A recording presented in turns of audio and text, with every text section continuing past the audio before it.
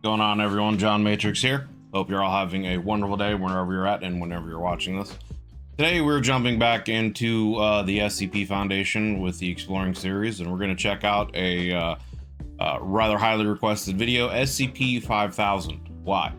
So yeah, links will be down in the description to the original video and the Exploring series channel. Do me a favor, click those links, check out the channel. If you like the Exploring series content, he makes a lot of great stuff for the SCP universe as well as others. Give the man a sub. And if you like this original video of his, then go over there and give it a like. If you'd like to join the discussions that we have when I do these reactions live, you're more than welcome to. We'd love to have you guys in here and hear your opinions, inputs, and insights and theories, etc. There is a join button down below the video, as well as a link in the description to the YouTube membership tiers and the various benefits that I offer. You can get, up to a week's worth of early access to a lot of my videos. There is a Discord that's open to everyone, but you can get some access to sub channels, etc., etc. So check those out, see if any of that might have any interest for you if you would like to take your support to the next level. Regardless, I just appreciate you guys coming in, taking the time out of your day to check out the videos on the channel, and yeah, greatly appreciate it. It is thunderstorming out a little bit. It's calmed down. I've actually been waiting for a few hours for it to pass completely so I could get this recorded. But if you hear any rumbles in the background, I apologize, but hashtag just Florida things, it's not much I can really do about it. So yeah, just try to ignore it if it bothers you guys. But anyway, again, this is SCP-5000 by the Exploring series. So let's get into it here. Boop, boop. SCP-5000. Why? The SCP Foundation is an organization cemented in its goal of using its considerable resources and capabilities to protect humanity from the anomalous. One of the questions we'll be looking at today, however, is what would happen if that same organization instead used those same resources and capabilities to destroy humanity. So I guess this is kind of the alternate timeline where the SCP Foundation has, a little beard and goatee, and they're the evil versions of themselves. I gotcha. Okay. I mean, they're kind of already, well, I don't know. I was going to say they're kind of already as factions like that, right? But it's just there's other factions that have been able to kind of keep them under control or, maintain more of a balance of power, SCP Foundation, GOC, and some others, et cetera, et cetera. So, but I mean, it could very well be easily, the O5 Council could secretly be gathering all these SCPs for their own benefit under the guise of securing and protecting humanity, et cetera, et cetera. So it could very well be easily be just a cover, and they could be looking towards world domination. Who knows? So let's continue. The other question is, of course, the one presented in the title of SCP-5000, and that's why? What would or could corrupt an organization so completely that they would betray everything they once stood for? Strap yourselves in. The chosen one. It's going to be a wild ride. Who said you would destroy the Sith? Despite that buildup, SCP-5000 itself is pretty benign, with a safe object class, kept in a standard storage unit. The object in question is a mechanical suit, currently broken, with its internal schematics identifying it as an absolute exclusion harness, designed by none other than the SCP Foundation. Iron Man Based suit, on what they can deduce, the suit, when functioning, would provide the wearer with a number of protective benefits, but currently it's only capable of basic file storage. It's the files contained in the suit's storage that we're really interested in. The suit first appeared in a flash of light, probably not unlike a Terminator's entrance, within the containment cell of SCP-579. 579 is a rather divisive SCP, since its entire description has been expunged from record, and the Foundation has pretty much given up on doing anything with it because it's incredibly dangerous. Whatever it is. I don't think I've gone over 579 yet, or if I have, I don't remember, but I don't think I have, so I don't know what you think or have any opinions to formulate on that. Needless to say, it's worrisome that a random mechanical suit created apparently by the Foundation appeared in a place they prefer to leave well enough alone. But there's more. Oh, but there's the more. Suit, upon arrival, contained the corpse of a man who apparently died from hitting the ground after a long fall. Yikes. The corpse is genetically identical to a Foundation employee named Pietro Wilson, who is currently working at an exclusionary site, a facility similar to SCP-3936 that is created using a technology making it immune to time or reality restructuring events. Interesting. Okay. So the suit seems to flash in from either another dimension or from the future or something like that into a contained cell for an SCP that people don't want to mess with. And in it is the dead body of a person who is working currently at a facility that potentially is dealing with time travel stuff. Let me rewind this for a minute and just listen to what he just said. A facility similar to SCP-3936 that is created using a technology making it immune to time or reality restructuring events. Okay, so it's an SCP, or it's technology they're trying to create to, I guess, maybe counteract reality benders and or time altering events that would, like, I guess, keep them safe from those kind of things, so they could deal with SCPs that, you know, have those kind of abilities, I would assume. So it would be it's interesting then that, you know, a suit with the person who's working on something like that would just appear out of nowhere. In other words, if the world were to undergo some sort of drastic change that altered history or the reality of the planet, the personnel inside an exclusionary site wouldn't be affected, allowing them to make note of the changes. The actual living Pietro was, of course, interviewed and prodded, but he has no knowledge of the suit or the info in its files. Of course. Speaking of the files, let's finally get to it.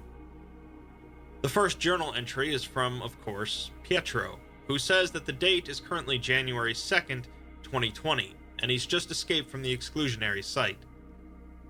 Some individuals had entered the site and killed everyone else, thoroughly. Now this video recording, I think, was 4 years ago, right? Yeah, this video of him recording this is 4 years ago, so I would assume that means the article is even older. So at the time, this 2020 would be in the future, I would assume. Managed to make it to the suit, which kept him. I don't know what the present timeline of the SCP Foundation is, you know, but I would assume that they're talking about this person would be coming from the future. Escaped from the exclusionary site. Some individuals had entered the site and killed everyone else, thoroughly, but Pietro managed to make it to the suit, which kept him alive. Interesting. The next entry goes into a bit more detail, as Pietro heads for a nearby Foundation safe house used by agents in this part of the country. He explains that things started about 6 or 7 hours ago, when a mobile task force entered the exclusionary site with proper clearance, gathered everyone in the canteen, and started shooting. Interesting. Pietro's just a technician for the site's power grid, so he's really not sure how the suit works, but its primary function makes it so that others can't recognize that they can perceive the wearer. In simpler terms, it functions sort of like an anti-memetic device, and it makes the wearer undetectable to others. Interesting. As Pietro slipped out of the site, he noticed that the MTF weren't there to take anything, but just to kill everyone, putting an extra bullet in all the corpses. Pietro thinks at this point that it's possible the MTF was actually a group of infiltrators from the Chaos Insurgency. Could be, yeah. Deep undercover. And as he makes his way to the safe house, or another rogue he hears element. Explosions in the distance, hoping that the Foundation sent in some teams to deal with them. Oh, that safe house is done. Pietro is happy to find bottled water when he arrives at the safe house, as he apparently has been trudging through a desert, even though another function of the suit is to sustain the wearer's body. After resting, he boots up some of the computers at the safe house, and is quite shocked at what he finds. The SCP Foundation had sent a message to every government, news organization, and anomalous agency in the world. That alone would be pretty startling, but it's the content of the message that is really chilling. I mean, yeah, you have the SCP Foundation actually going public, and I would assume this message is saying, hey, we're taking over the world kind of a situation. The message reads, "The following is a message composed via consensus of the O5 Council. For those who are not currently aware of our existence, we represent the organization known as the SCP Foundation. Our previous mission centered around the containment and study of anomalous objects, entities, and other assorted phenomena. This mission was the focus of our organization for more than 100 years. Okay, so this is in 2020.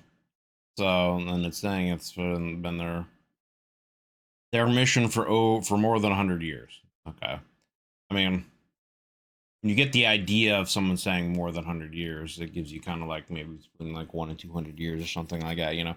I'm just trying to think of, I guess, one of the questions that I've always had is just when exactly has the SCP like foundation been created? Because I guess, and again, depends on different canons, I would assume as well, you know. But there's potentially things that say they started back in the Middle Ages, sometimes even earlier. Other things seem to sound like may have started somewhere around World War II-ish, maybe a little earlier, World War I, World War II-ish, something like that. So, Due to circumstances outside of our control, this directive has now changed. interesting. Our new mission will be the extermination of the human race. Due to circumstances outside of our control. That's an interesting statement made by the O5 Council. So it almost seems like they're being forced to do this for some reason. Probably because they understand that there are backups made to bring the human race back. You know, so if they wipe out, if they're being compelled to wipe out the human race by some being, entity, god, whatever, they know that there's backups in place to bring the human race back. So why not do it? You know, appease whatever, and then go about business as usual once the human race has been brought back again. I would assume that that could potentially be what's happening. Just, you know, a guesstimation. There will be no further communication. That's right. The Foundation declared war on humanity, but interestingly, they had the decency to let us know first. The big question, though, is why? And all they said on the matter was because of circumstances outside of their control. Right. I mean, obviously that implies they're being forced to do this in some way. Since the Foundation are pretty much the spitting image of control, it's rather puzzling. Yeah. But we'll get to that. With the Foundation beginning their war, actively using the anomalies they've previously contained, Pietro manages to find snippets of what exactly they're doing along the way. I'm going to have to explain a lot of other SCPs throughout this, so bear with me if you're already familiar with them. SCP-096 is an entity that relentlessly pursues anyone that sees its face until it slaughters them. The Foundation circulates a picture of its face on various social media platforms, causing it to tear across the globe until its photos were taken down. But it's likely still hunting. SCP-169 is a massive sea creature known as the Leviathan, believed to be thousands of kilometers in length. A large number of nuclear charges were detonated along its back, causing it to stir slightly in its sleep, which was enough to cause devastating earthquakes and tsunamis across the world. SCP-662 is a small bell that summons a butler named Mr. Deeds, who can carry out most tasks asked of it, usually anomalously. I think I've something was mentioned about him in another one, but I don't think there's been a video specifically on Mr. Deeds, which I always think of the Adam Sandler movie when I hear that name. But yeah. Over the course of the first 24 hours after the announcement, Mr. Deeds appeared near several major heads of states and assassinated them before disappearing. SCP-610, an extremely infectious and deadly disease that rapidly distorts living tissue, was released in many major cities, including New York and Delhi. It spreads quickly, but is eventually halted through the combined efforts of the GOC and the Church of the Broken God, who are not sharing the Foundation's new mission. I would assume so. SCP-682, the hard-to-destroy reptile, is simply released, which is bad enough. No shit. Next, we get some news footage of a reporter at an evacuation tent in Sweden, set up by the Global Occult Coalition. Patients are being treated by doctors in full protective gear, and the reporter repeats the GOC's orders to all residents that have not already evacuated, that they should seal themselves inside of their homes as quickly as possible. I don't know what A good doctor that's gonna calls do, out to a right? nearby GOC soldier, telling them that a patient just died, and they should get the eraser ready. The reporter runs out of the tent into a field containing a number of similar tents. In the tent she just left, a loud buzzing sound can be heard, and several flashing lights can be seen. Thick smoke pours out of a gap at the top of the tent. The reporter recovers herself and continues, telling any residents still in a compromised area to keep a careful watch over those around them, and if any of them begin exuding a noticeable minty smell, they are to be quarantined immediately. Minty smell. This is all very likely a reference to SCP-447, a small green sphere that exudes a greenish slime. I don't think I've heard that The one slime either. is edible, with a minty taste, and has various enhancing properties, but it's incredibly, horrifically dangerous if it ever comes into contact with a dead body. What exactly happens is expunged from the record, but it's bad enough that the GOC is working diligently to completely erase dead bodies from existence before it happens. Interesting. It's some kind of gelatin slime thing you said, I think. I'm gonna rewind this and listen to it again, but it's something that you can consume that will give you enhanced abilities, I think. But if for whatever reason it comes in contact with a dead body, it can be disastrous. As like, you know, don't feed the gremlins or whatever, or don't get them wet, you know, kind of a thing. Minty smell. They are to be quarantined immediately. This is all very likely a reference to SCP-447, a small green sphere that exudes a greenish slime. Okay. The slime is edible, with a minty taste, and has various enhancing properties, but it's incredibly, horrifically dangerous if it ever comes into contact with a dead body. Interesting.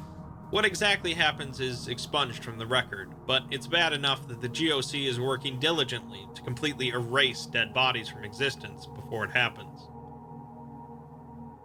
Pietro muses that with all of the supplies in the safe house and the exclusion suit, he could survive for years here. Apparently but he's not. conflicted between sitting there without knowing what's going on in the world and not really wanting to know what's going on. He recounts a story from his youth when he was really into detective tales, and he set out to find what was knocking over his dad's potted plants. He set up a camera and found it was a stray cat, and his dad proceeded to kick it to death. He figures that everyone would have been better off if he had just minded his own business. In this situation, though, he'd rather do something than nothing, and with the exclusion suit, he can simply be a tourist at the end of the world. I guess, yeah. I mean, you know, the world's gonna end. There's really nothing you can do about it. Might as well get a good seat and watch it happen, you know? I mean, the safe house and heads like, what else is he gonna do, right? You know? Towards Site 19, the nearest real Foundation facility, in search of answers. On the way, he manages to spy on a Foundation MTF in a clearing, lined up in a row. The commander of the team proceeds to pull out a knife and stab the first soldier in line in the shoulder, to no effect. The commander continues down the line, stabbing each one in the shoulder with no reaction, until reaching the 8th soldier, who cries out in pain. The commander shouts that they've got a live one, and the rest of the soldiers open fire on the 8th. So they're dead. Afterwards, they move out. I assume. Pietro grabs some supplies. I mean, because he says they got a live one. I mean, that could be a reference to anything, but the fact that they're being stabbed and they're not giving any kind of reaction like they're in pain seems to indicate that maybe they're using, you know, zombies or undead people or whatever. And these task force. Interesting. Supplies from the body before burying it. Quite confused. Moving on, Pietro catches a radio transmission, although it sounds practically like gibberish. I've seen him use this piece of art in a few of his videos, and this always, you know, gives me Fallout vibes. Just the car in particular. Like, this is what I imagine the wasteland would actually kind of like really look like out there in the middle of nothing. The message is 7, 5. Can you hear me? There is a hole shining in the holes between your eyelids. Fuck. I have never been to Versailles before. I want to be loved. 9. I am standing behind you now. 5. I am 2 of us, standing behind you now. The goddess eats the city and the sea. 9. There's a hole in the floor with an answer waiting in it. 7. Look, you're hatching. You're hatching. The message simply continues to loop, and let's ignore most of the text for now and just look at the numbers. Continually looping numbers 7, 5, and 9. Or perhaps 579. We know SCP-579 is relevant to the overall proceedings, but not sure why.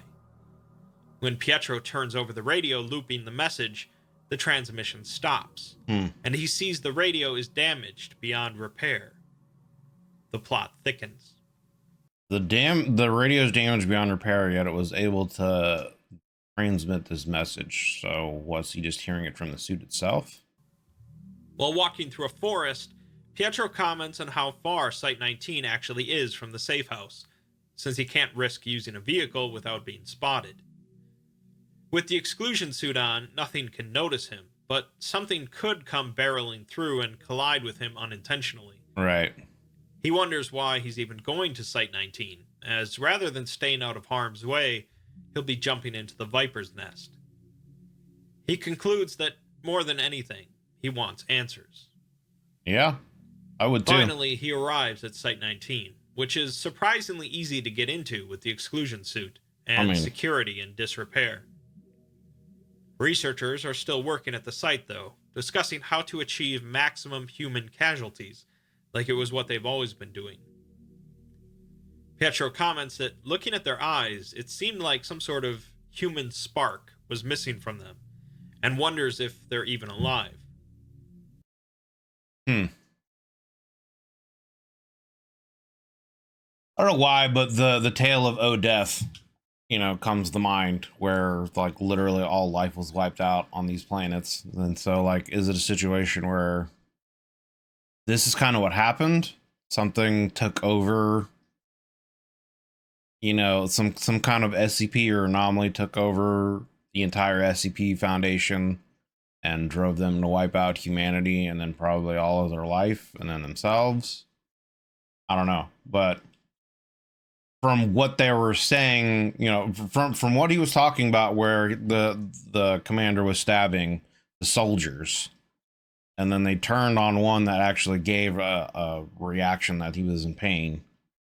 That assumes that they probably have kept their individuality, or they're alive, and these things are like undead.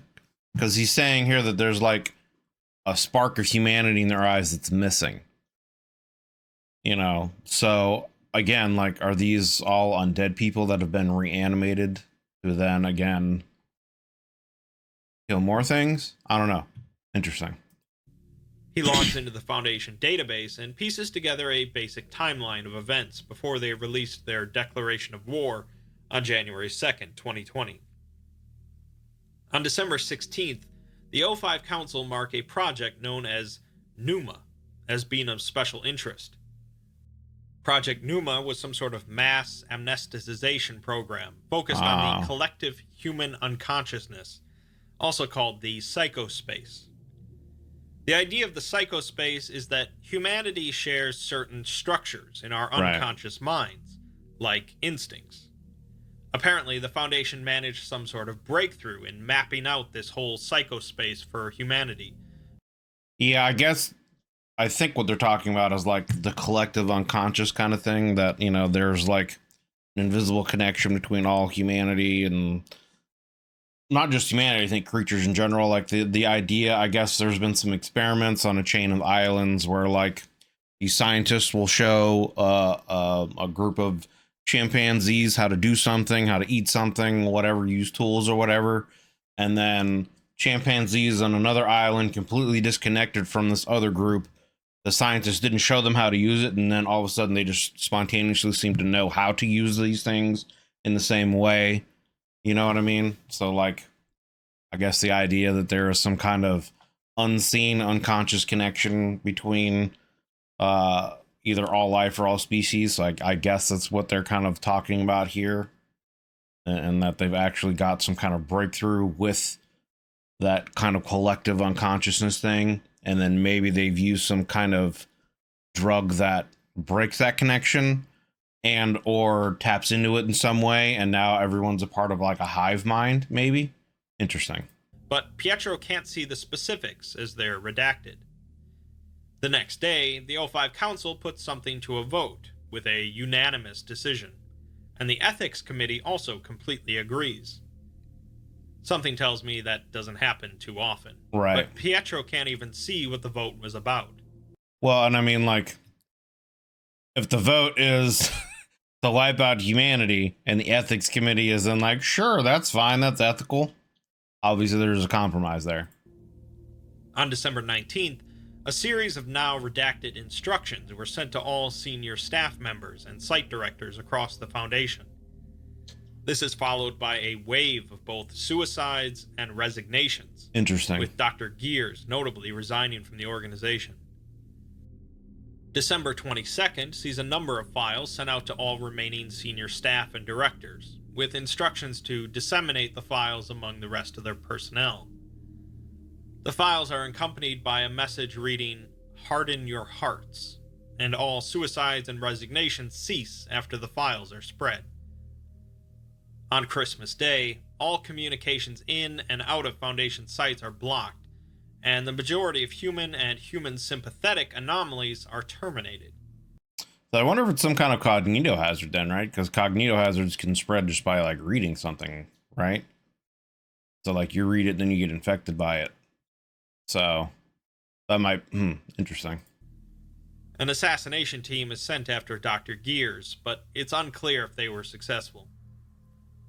On January 2nd, MTFs are sent to all exclusionary sites to execute. Because, I mean, like, some people can be immune to cognito hazards, or at least more resistant than others, I guess, because there's some kind of level of resistance or whatever that you can have. There's some kind of measurement they have in this. I forget what it's called, which might be why Dr. Gears had retired and, resigned and left, and now they're going after him to kill him. Interesting. Anyway. Team is sent after Dr. Gears, but it's unclear if they were successful. On January 2nd, MTFs are sent to all exclusionary sites to execute all personnel, and then they declared war on humanity. Something clearly affected the O5 Council right after some sort of breakthrough in looking into humanity's unconscious minds. It's highly unlikely that what affected them was non-anomalous, and it was able to quickly spread through the Foundation. That part isn't too tricky to comprehend, but it gets a bit more confusing when pondering what exactly this infection wants, and why they would specifically go to kill the exclusionary site personnel instead of bringing them on their side. Right. Pietro, of course, is... And why they're just, in general, trying to kill off the entirety of humanity. Could also be like a pattern screamer thing. I don't know. There's a lot of different ways this could go with everything that's in the SCP universe. There's a lot of different ways I guess this could potentially go. So just kind of going through my mind as to what could be going on here. Personnel instead of bringing them on their side. Pietro, of course, is also quite confused, but finds more information about various anomalies the Foundation has unleashed. SCP-1370 is a robot containing an artificial intelligence that is invariably hostile to everyone it encounters, promising them doom and destruction, despite being utterly harmless. 1370 is put onto every television across the world, continually rambling about how he's going to soon take over the world. Pietro remarks that this one isn't too bad. Isn't that one of Wondertainment's inventions? I could be mistaken or misremembering, but I thought like there was a little robot that Wondertainment made that was like talking about this, and then anyway. What is pretty bad though is SCP-1048, the Builder Bear, That would be who can terrible. create incredibly hostile and incredibly violent copies of itself out of any material it can find. Including Helicopter humans, footage shows live hordes flesh. of bears rushing through the streets of Paris, with a massive Jesus. red teddy bear in the distance. SCP-1290 are two electronic devices capable of near instantaneous teleportation between them. The problem is that objects undergoing teleportation retain their orientation and velocity relative to the Earth, meaning that objects arriving at the other end come out at around 930 meters per second. Oh, okay. The devices aren't incredibly useful to the Foundation because of this, but were kept on opposite ends of the Earth, in Colombia and Singapore. During this debacle, the Foundation moved the devices to the Atlantic Ocean to use as a rudimentary projectile system.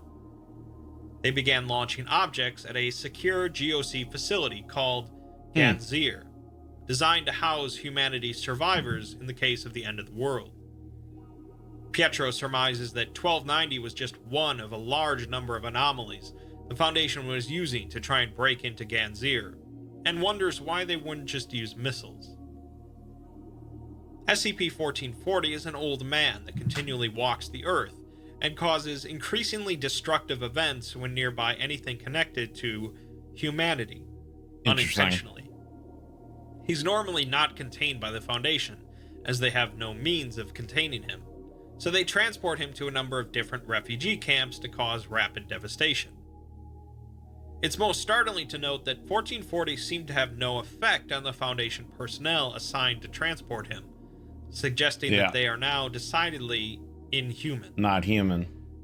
SCP-1678 is a full-scale reconstruction of the city of London, located a kilometer underneath London. This is a cool story. It seems to have been built for some sort of end-of-the-world scenario, and the Foundation has been keeping tabs on it. Kind of like a Bloodborne Rapture, like, you know, Bioshock's Rapture, and also kind of like the Bloodborne themes on. That's kind of like the idea that I got from this story. After their declaration, the Foundation completely abandoned 1678, and eventually the British Occult Service directs citizens of London down underground. I feel like that would not be a good idea. The Foundation purposefully made evacuation of the city impossible. Once 1678 had reached its capacity with refugees from London, the Foundation detonated a nuclear weapon they had left behind in the underground city. Some files were deleted between this and the next entry, and Pietro says that it's been 3 months since his last entry. The files in that period have been deleted somehow, and even worse, Pietro himself has no memory of the last few months. So I wonder if that amnestic they were talking about has been, like, spread, like, throughout the air or something like that. He finds himself halfway across the country from Site 19, scars on his body that he doesn't recognize, a bandage wrapped around his head, and he's carrying a briefcase.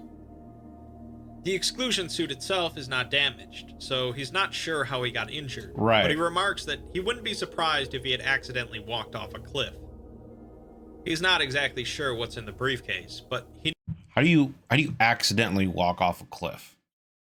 And how, if you're in a suit where literally nothing outside of maybe certain anomalies could detect you or accidentally interact with you, are you injured? Like, unless you obviously got out of the suit and then were attacked somehow. He knows for sure that it isn't round, and he needs to get it to SCP-579. Pietro is carrying an SCP in that briefcase, in fact. SCP-055.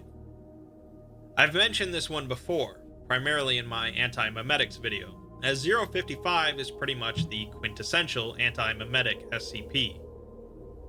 Anyone can view it and see exactly what it is, but the knowledge pretty much instantly leaks out of their heads. The only thing the Foundation really knows for sure is that the object in question isn't round. In other words, Pietro is carrying an unknown object, and wants to take it to another unknown object, 579. This exact scenario has occurred before, in SCP-2998, another subject I've covered in a video. In that ordeal, when a strange alien race took control of humanity, a Foundation agent takes 055 into 579's containment chamber, fitting a round peg into a square hole, as it were, which resets the timeline. Pietro seems to be heading to do this exact same maneuver, but isn't sure why. As he continues walking across the country, he remarks on how far the containment unit for 579 is from Site 19, and the only way he knows where it is at all is because of some documentation he has, which he isn't sure how he obtained. He's walked past thousands of corpses so far, including a child's in a house he was scavenging from. Jesus. He thought at first the child had just been shot in the head, but when he went to bury him, he saw hundreds of pale worms wriggling underneath the boy's skin. Yikes. They poured out of the body as soon as he touched them, and they all had the boy's face, laughing as they scurried into a drain. What the fuck? That is some straight up Pietro bloodborne decides shit. not to bury anyone else, and struggles with continuing on his journey. He discovers that if he starts to get overwhelmed by his situation, all he has to do is open up the briefcase, and he suddenly finds himself miles ahead, feeling good about himself. 055 seems to be wiping out more than just knowledge about itself, but also entire blocks of time. He could be also purposely doing that to, like, de-traumatize, because, like, he's probably, as he stated, in a lot of crazy and fucked up shit. So it might be a situation where, like, he wants to not remember, so he's, you know, opening up this SCP and looking into it to erase his memory. Pietro finds a laptop in the corpse of a Foundation agent, half buried in the woods. He finds more info on some anomalies that the Foundation are using against humanity. SCP-2000 is a facility under Yellowstone Park that can be used to recreate humanity in case of a disaster. The Foundation decides to trigger the eruption of Yellowstone, completely destroying SCP-2000. There goes that. And blanketing most of the country in ash. It's not just most of the country. I mean, I guess it would depend on the eruption, but that's potentially a global reset event. You know, that's nuclear winter for, you know, potentially up to half a decade or longer kind of a situation there. This is interesting to note, as it means that the Foundation isn't just intent on wiping out the current crop of humanity, but life in general, but instead is intent on obliterating humanity completely. Yeah. SCP-2200 is sort of a tricky SCP to summarize in a sentence or two, but basically it's a sword that causes victims killed with it to be recreated on an island in metal form. The fuck?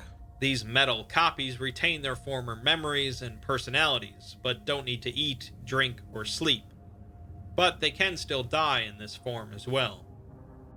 The Foundation managed to mass-produce these swords, which teleport to individuals who are likely to use them, and the island where the metal copies appear is now overflowing, with living copies trapped under dead ones.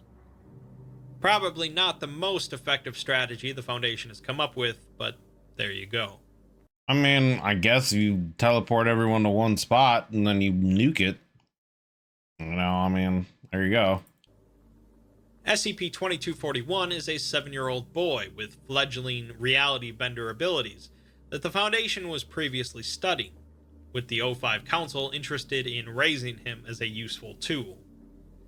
Seems they got their wish, as 2241 is now being used to wipe out refugee camps, and they're sending him over to the bunker at Ganzir, since they're still having trouble breaking in. SCP-2466 is an app on a smartphone that plays out like a battle from the Pokemon series of games, with the player fighting against a Mega Charizard X. The app compels residents of a specific town in California to carry out certain actions based on the Charizard's moves, which range from socially disruptive to violent or suicidal. You know, I mean, I feel like, why wouldn't they just release the Scarlet King?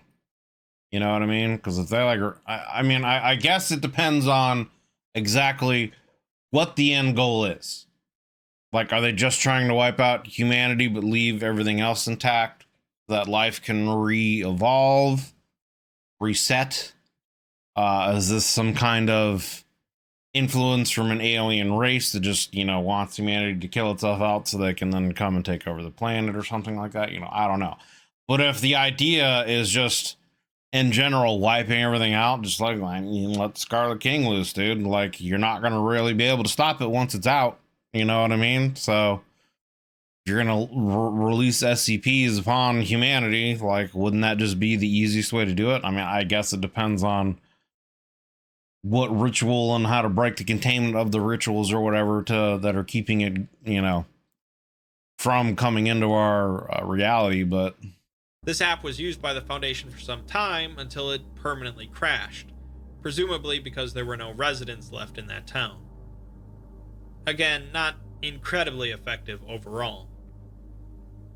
SCP-2639 are 3 individuals who somehow got trapped in a server running the video game Quake, and are able to manifest occasionally in the real world for a short time, carrying out a death match that is capable of destroying structures and killing non-participants. Interesting. Since the individuals can't die, possess heavy firepower, and are exceptionally bored, the Foundation had previously recruited them as an MTF, sent into extreme situations requiring the elimination of hostile non-human targets.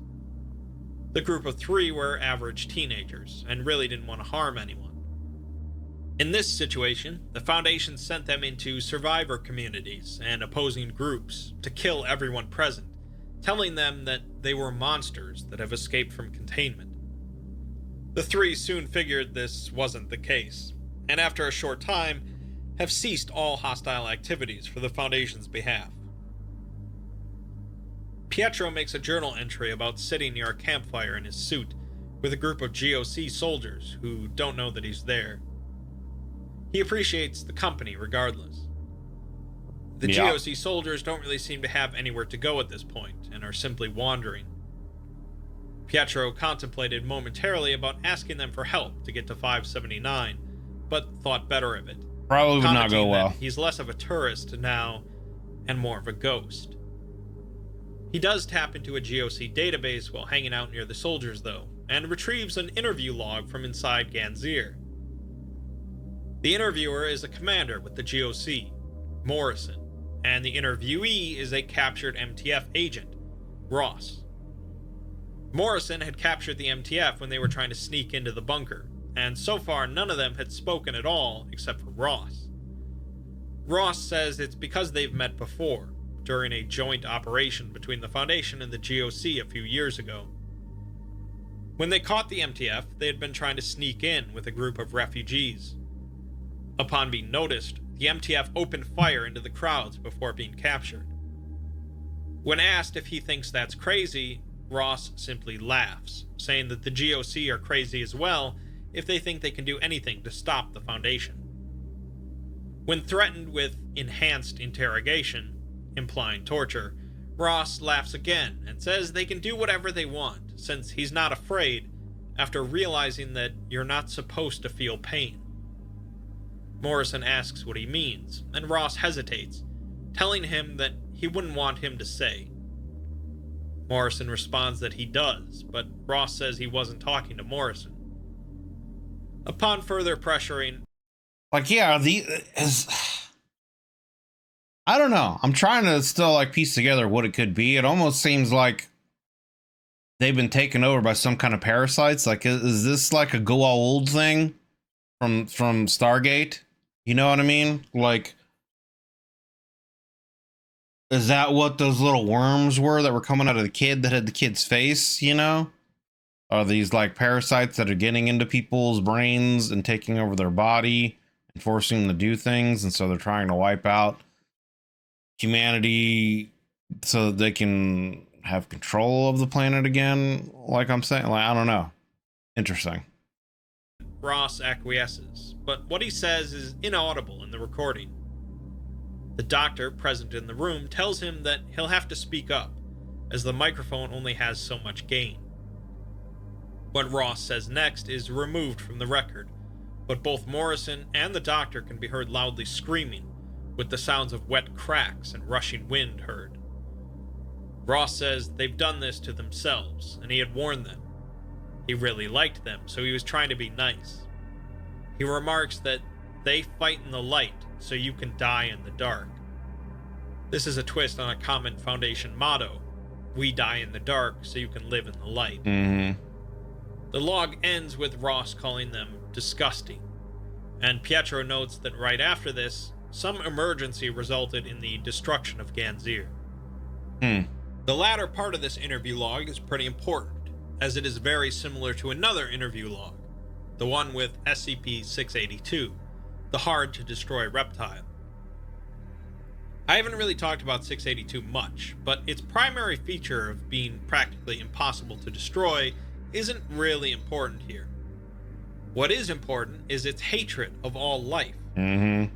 In an interview log with 682, after it finished slaughtering some farmers, it's reluctant to speak. It mumbles something incomprehensible, so the doctor present remarks that the microphone only has so much gain, and it It's the same thing. So is it infected too? needs to be moved closer.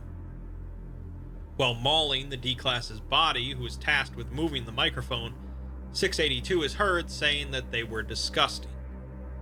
Yeah. This connection isn't a coincidence, and we're definitely going to delve further into this later, but just Interesting. Okay.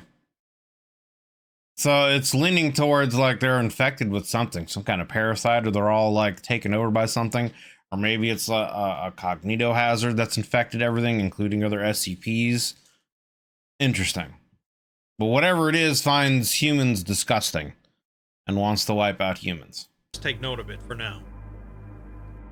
Pietro makes another entry discussing how it's even harder to keep going now that the GOC are pretty much wiped out, as there seems to be even less hope left now.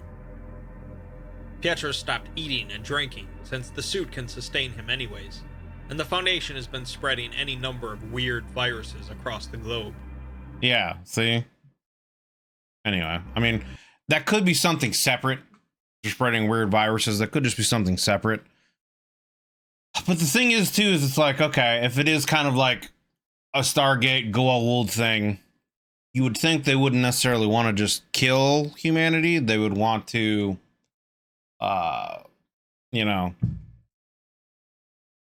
I guess for lack of a better word, impregnate them with, you know, infect them, whatever, with one of their parasites so that they can take over the body and not just kill them. You know what I mean? Unless that is, again, the overall end goal of the parasite is just to use the host to kill humanity, etc. And then once humanity's done, maybe they'll leave and, you know, go back to whatever their normal state is, or I don't know. He's seen corpses in pretty much every condition imaginable, including walking around.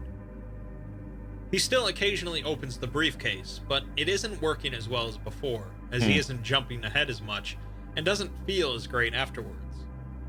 He ponders if he's growing numb to it, and wonders why he's even going to 579. We get info on a few more SCPs being used by the Foundation. SCP-3078 is a series of images that causes viewers to break out in uncontrollable laughter until dying by suffocation. Oh boy.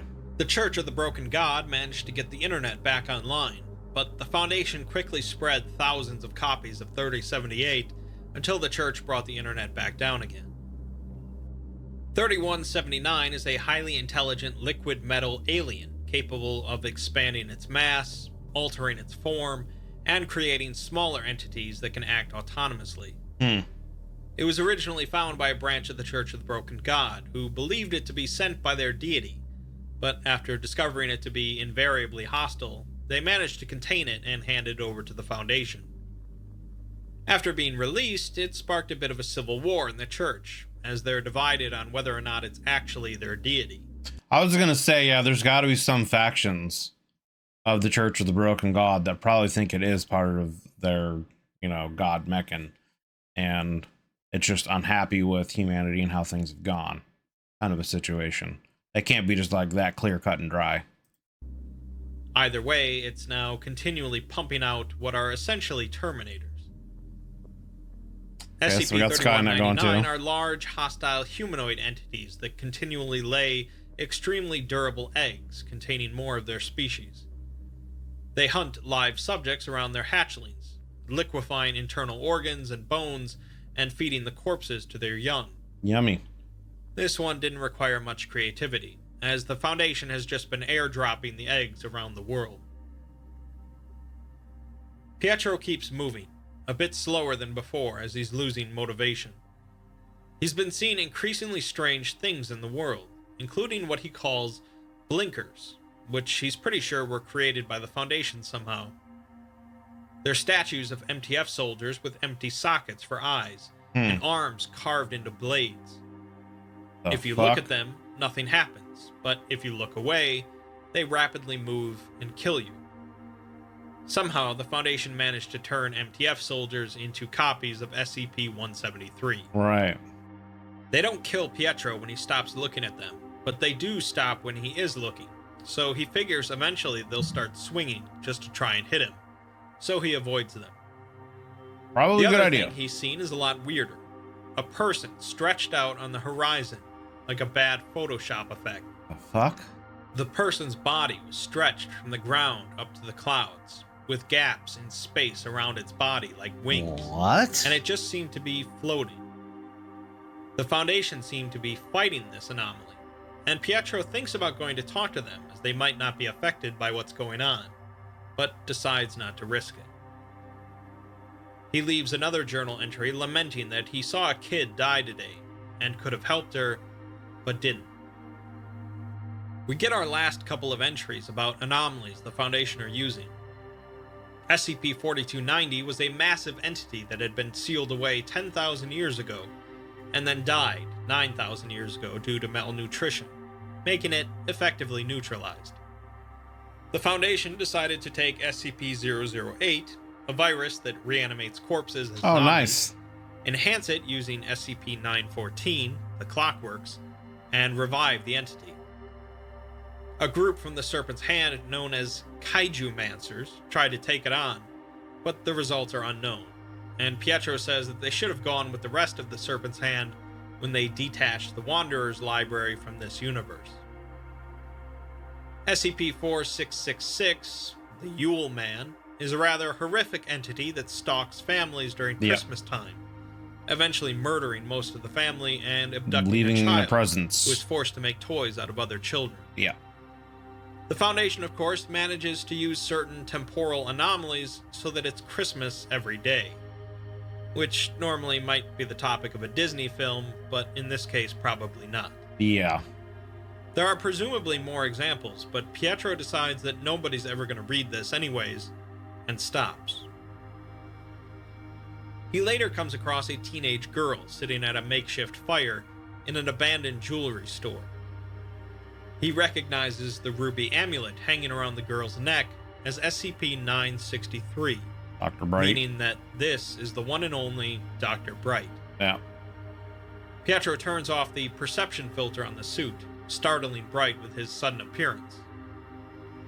Bright assumes that Pietro was sent here to kill him, but Pietro assures him that he managed to get away from the Foundation. Bright remarks that Pietro's face looks like a disaster and desperately needs sleep, despite Pietro's response that he's fine.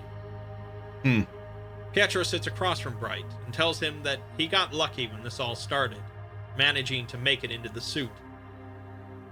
Bright, of course, was a senior staff member, meaning that he received those files that the O5 Council sent out after making a discovery about the human psychospace. The first set of files were a series of instructions, which caused suicides and resignations, if you remember. Yeah. But Dr. Bright can't remember the instructions because of the second set of files sent out. These were later sent out to all personnel, and Bright reveals that they were just a bunch of images of eggs, trees, and other religious stuff. It didn't mean anything to Bright. Wasn't that also part of the audio message that Petrov heard? Right? Because it was talking about, the goddess eats the sea and all various kinds of, metaphorical sounding imagery. I wonder if that's connected. I wonder, or if he was audibly hearing what was written in those files, the images. And Bright reveals that they were just a bunch of images of eggs, trees, and other religious stuff. It didn't mean anything to Bright, and he suspects that whatever effect they would have had was nullified by his amulet. Right. I mean, yeah. And I would assume that anyone that would pick up, the amulet or whatever would, they would just get taken over by Bright anyway. So he would probably be immune to anything. Yeah. Pietro believes that to mean it was some sort of mimetic agent, meaning an anomaly that affects someone's mind. But Bright disagrees, saying that he knows what a mimetic agent feels like, and this was different. It felt like he was supposed to be released from something rather than something being forced on him. Basically, Bright doesn't know what's going on either. When Pietro tells him that he's going to 579, Bright says that there are easier ways to commit suicide, as not even he knows what 579 is, and he's a pretty big deal. Bright instead is heading towards SCP-1437, an endless hole that leads to an unknown number of parallel universes. Bright plans on throwing the amulet down the hole and seeing where he wakes up. The two wish each other luck and part ways. We'll dissect what this conversation means at the end. More files got deleted, and Pietro is now standing outside of the site containing SCP-579. He doesn't see any guards, and security seems to be completely down, as if the place has been abandoned for quite some time, despite it being supposedly an extremely high-priority facility. I mean, at this point, right, the whole Foundation's committed to just destroying the world and not guarding against SCPs anymore. They're just letting them out in the wild to do things, so I would bet a lot of these facilities probably aren't really being maintained or secured properly. He's having difficulty breathing, and has a feeling of an impending end. As he walks closer, he feels like someone is pressing a gun against the back of his head, pushing him forward. He doesn't know what SCP-579 is, but he knows that it's looking at him. The next entry is quite a bit worse for Pietro, as the facility was not empty, but instead filled with blinkers, the SCP-173 copies. Yikes. They can't see him, but have figured out that he's here, and are now slashing everything in sight. Pietro's leg gets gouged, and although they're not chasing him, they're headed towards 579's containment cell as well. Pietro makes it there first, sealing the door behind him as they start to slash through it. There are a number of instruments monitoring 579, but even without them, he knows that 579 is here because he can feel it. There's a hole in the floor that leads to 579, but it's not a direct drop, as Pietro hoped that he could just throw the briefcase down. Instead, it looks like he's going to have to jump down the hole and throw the briefcase on the way down, inevitably resulting in his death. Yeah. Pietro comments that he's realized he's not the detective in a detective story, but instead the murder victim. He dies for someone else's story, and the human race is going with him. He knows who is responsible for this destruction, and how, but he still doesn't know why. He ponders why this is happening. Why did the Foundation send out those files? Why did Ganzir fall? Why did he take this briefcase across the world? Why is he here? And why is he going to die? He begs anyone reading this to figure it out, and then he drops down the hole. We see a black image labeled as SCP-579, and then a final journal entry reading, "Oh, so that's how it is," before Pietro's life signs are lost. This is when he appeared dead in the suit inside of the 579 containment cell. I've already explained what happened there, bringing 055 and 579 together to reset the timeline. Right. But it's finally time to explain why. There are clues sprinkled throughout this entire article that we can piece together, but the black image at the end is a big one. Hidden in the image is a secret dialogue between two members of the O5 Council. One is looking at a document with shaking hands, asking if this is confirmed. The other nods, saying that they got the report from Numa staff yesterday. It's everyone, even the Council. The first overseer notes his incredulity at finding himself agreeing with that damn lizard. They'll have to disseminate a cure among personnel before they get things underway, because it'll try to stop them otherwise. The other overseer asks God to help them, but the first rebukes him, saying that that's it talking. We know the lizard referenced is 682, who is critical to this piece, but what they're referring to as it is a bit more nebulous. Right. Let's go back to Project. And the fact that he said he's asking God for help, and then the other one, you know, replied, that's it talking. So they even think that whatever's going on that's controlling them is, you know, God, potentially, or a God. Interesting. Numa, who is critical to this piece, but what they're referring to as it is a bit more nebulous. Let's go back to Project Numa, which discovered something rather startling in the human psychospace. Right. This means that they found something intrinsically present in the unconscious minds of every human. Right. Yeah, they found something that has been like implanted, embedded in the subconscious mind of every human. And I wonder, honestly, if it has something to do with SCP-2000. You know, I guess it would depend on timeline events, but supposedly SCP-2000 has been used several times before, and it's implied that what humanity currently is may be a deformed version or a mutated or a changed version of what the human body looks like. It's not what the human body should or originally looked like. So maybe there's also something else implanted in us from that. I don't know. And it was startling enough to cause the Foundation to want to wipe out humanity. Yeah. What's more, this discovery led the O5 Council to agree with SCP-682, who despises all life.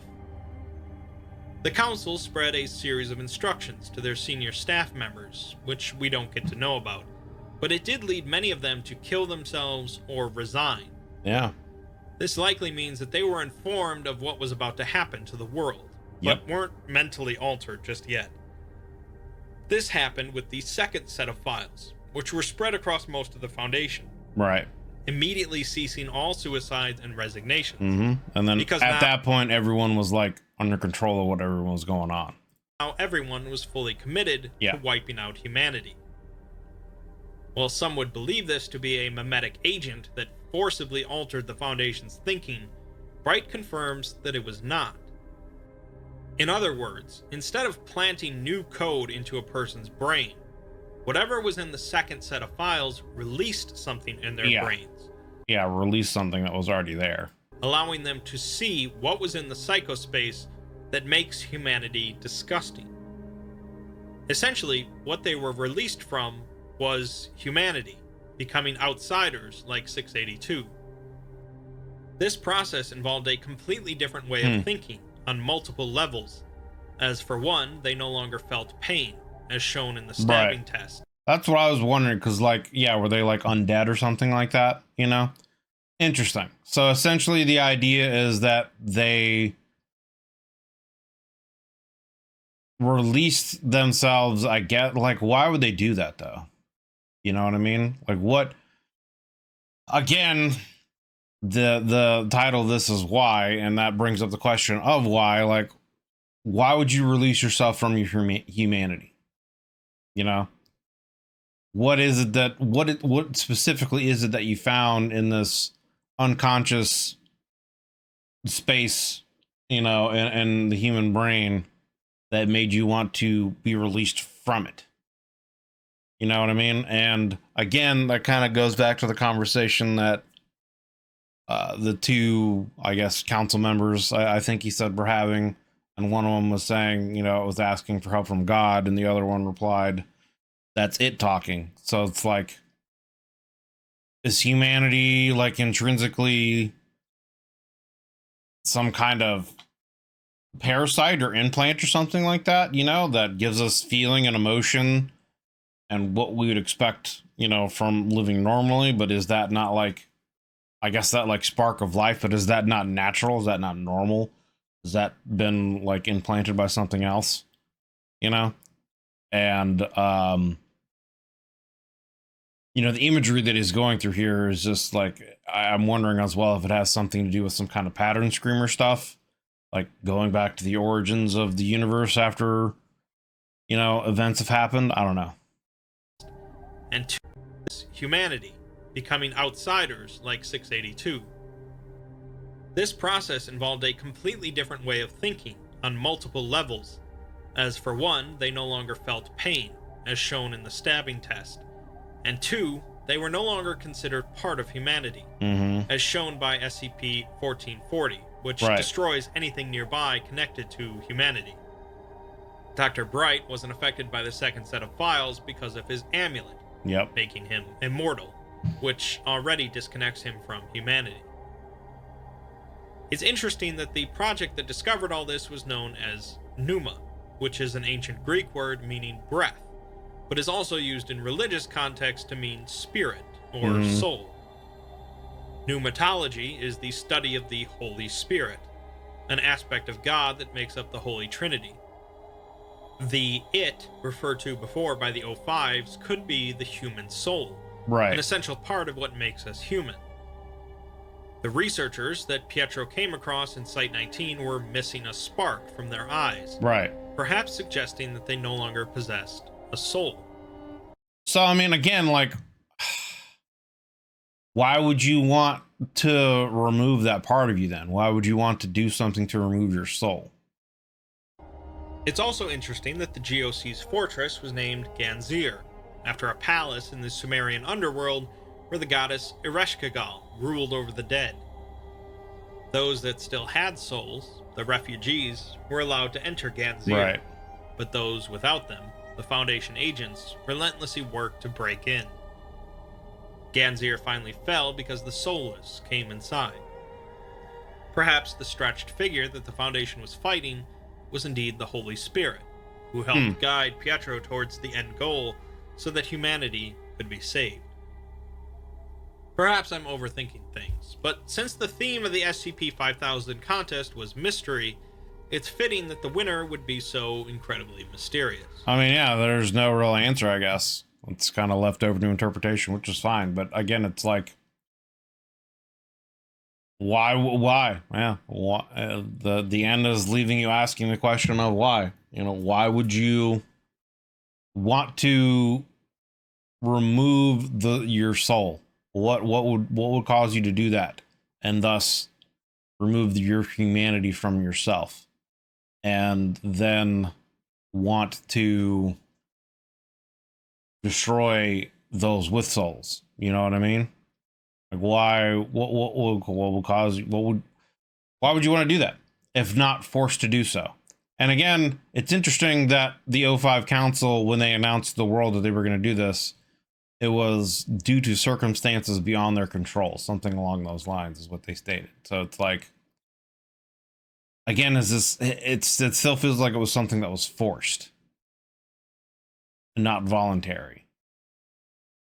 You know, because these researchers find some kind of information about the human unconsciousness and potentially the soul. The O5 Council learns about this. They agree then that humanity needs to be wiped out. They send instructions to primary members of the SCP Foundation. Some kill themselves and or retire, you know, resign. More than likely, again, it's as they were saying that it's because they were informed of what was going to happen. You would think, though, that if they were informed about what was going to happen, some of them would have spread that information, right? Some of them would have been like, no, you can't do this, and would try to warn the world, would try to warn the GOC and all the other factions that, hey, the SCP Foundation has gone rogue. They're going to do this because of some information they found out, right? So you would think that they would at least get this information out to prepare other organizations to be ready so they can combat the SCP Foundation. And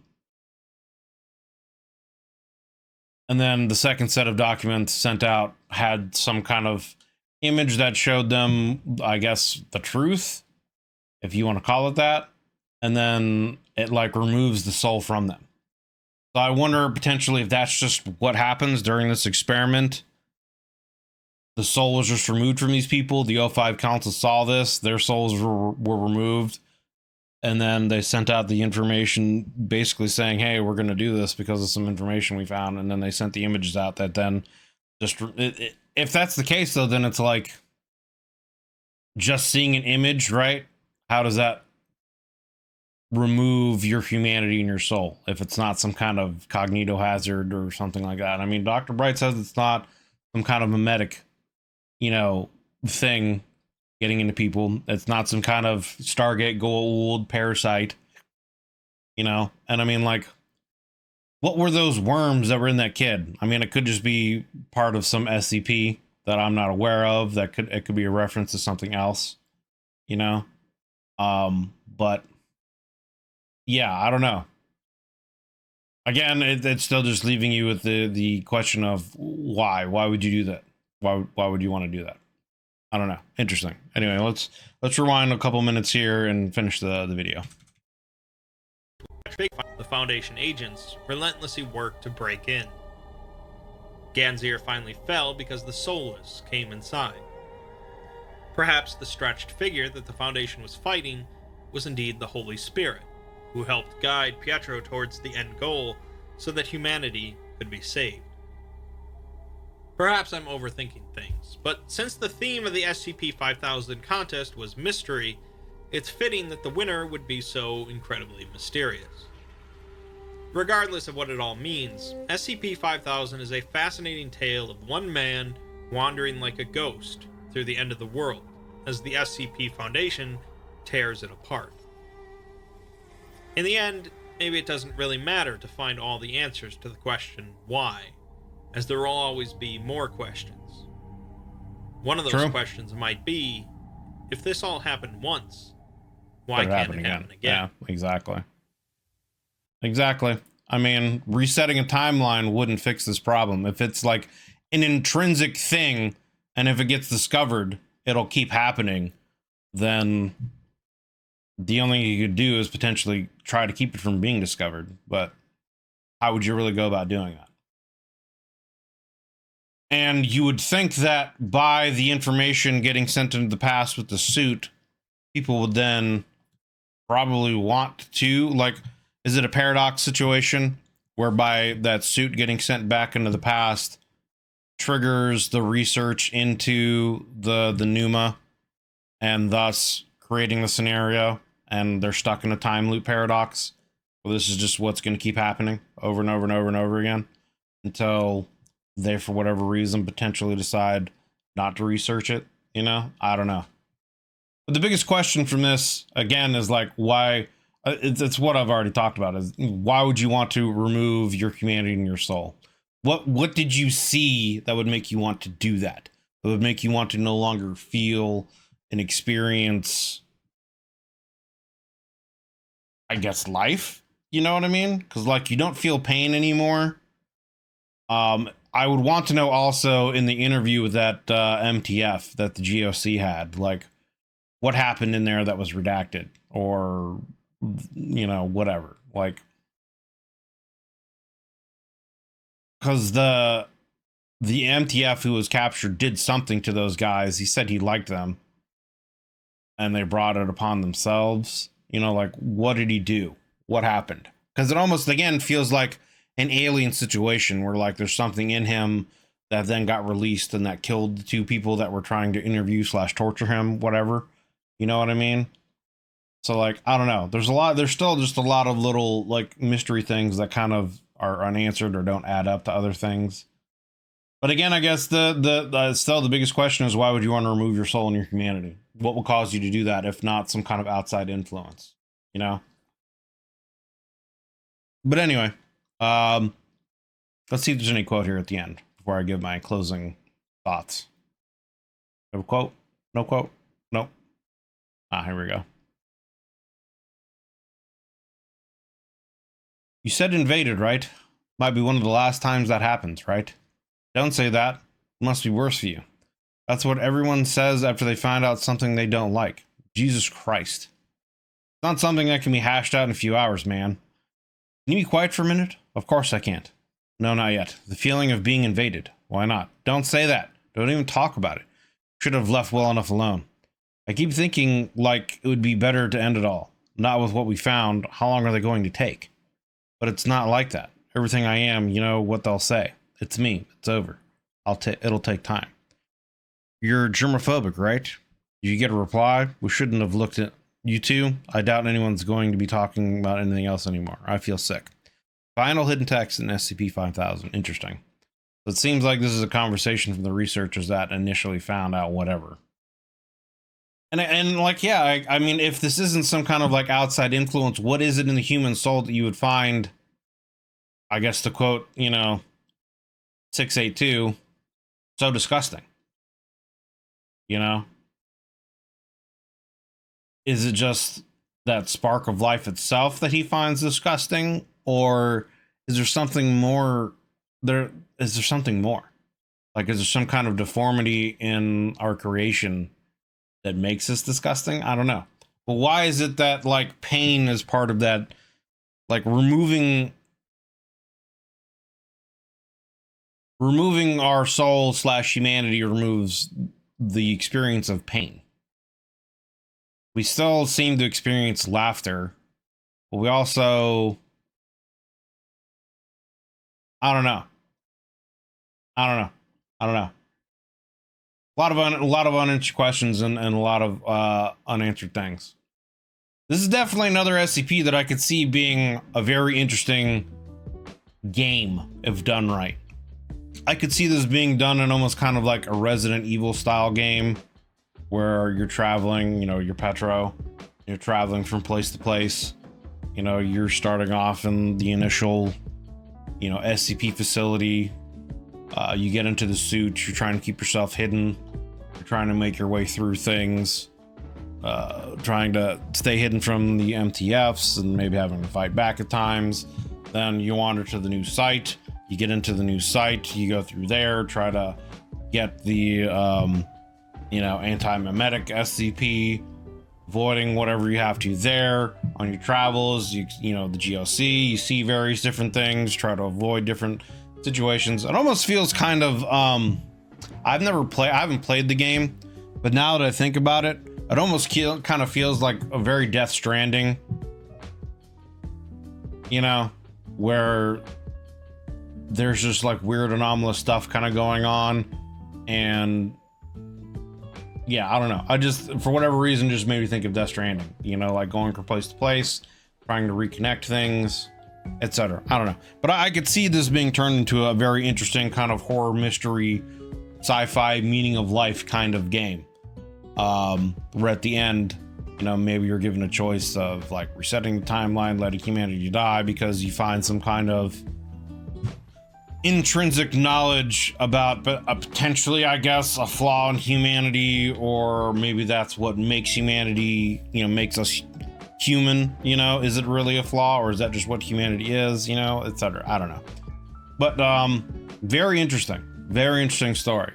And as we went through it, like I said, because of so many different things in the SCP universe, I was trying to kind of really put together what it could be, and it could be any number of different things. Cognitohazard, the medic stuff, parasites, aliens, etc., etc. So like, it could have been any number of those things, but the fact that it comes down to some kind of hidden secret or curse trapped in the human psyche that just people erase and then want to erase from existence in general.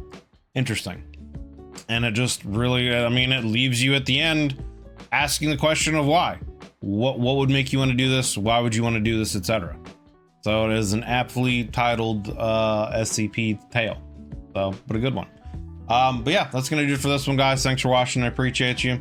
Links will be down below in the description to the original video and to the Exploring series channel.